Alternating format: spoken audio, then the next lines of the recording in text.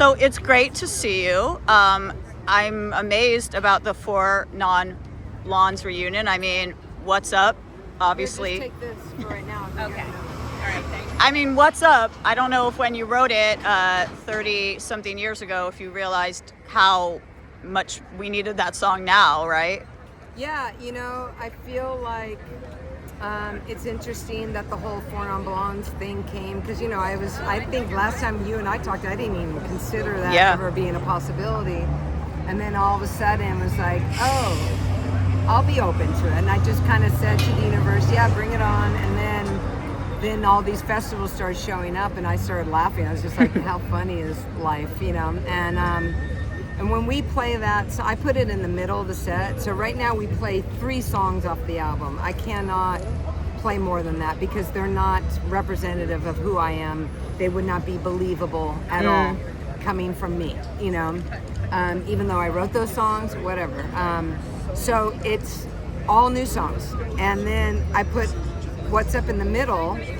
And everybody thought, what? Why are you going to put it in the middle? It should end. I'm like, no, that's what everybody wants me to do. But I'm going to put it in the middle, let them know who we are, and then continue with all new songs. And if they stay, then we're doing good. If they leave, then these songs suck. But how did the reunion come about? Because you said. The reunion came with me going, okay, I'm open. I just said to the universe I'd be open to this. And then all of a sudden, my manager calls and says, I got 2 offers for you, and I already knew. And he's like, one is for you to play blah, blah, blah.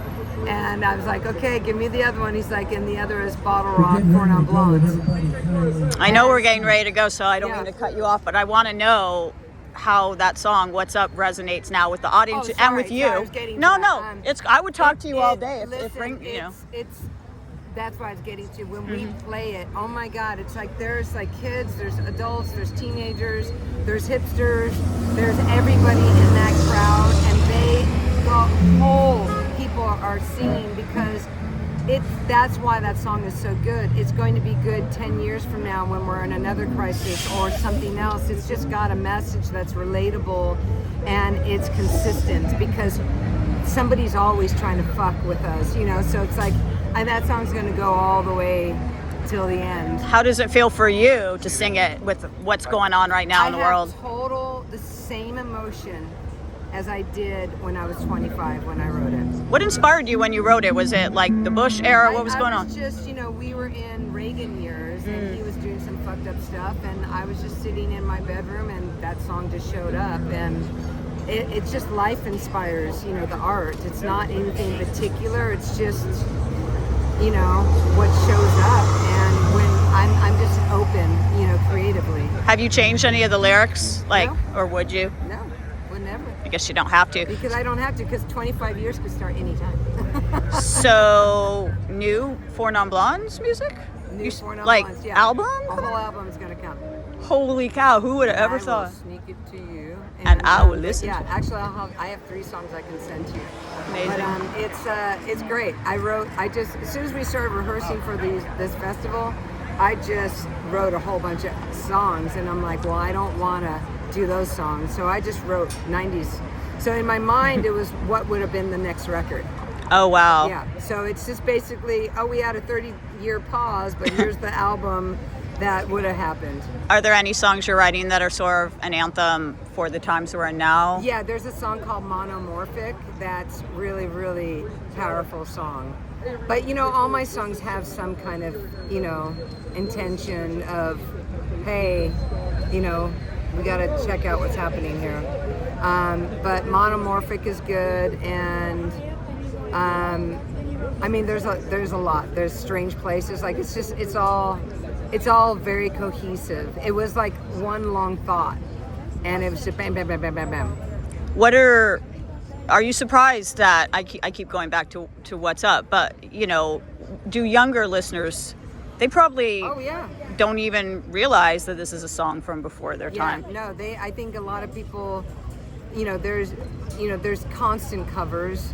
There's, a lot of younger artists have covered that song. And sampled it too, I think. Huh? I think it's been sampled as well. It's been sampled. There's artists that are going to come out with samples of it, soon.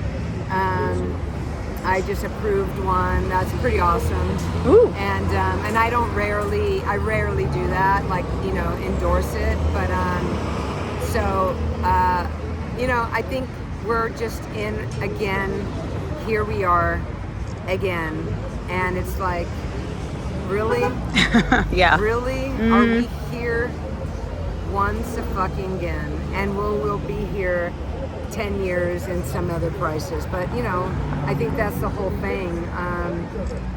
How do we deal with life and what it presents? And you can get angry or you can get creative.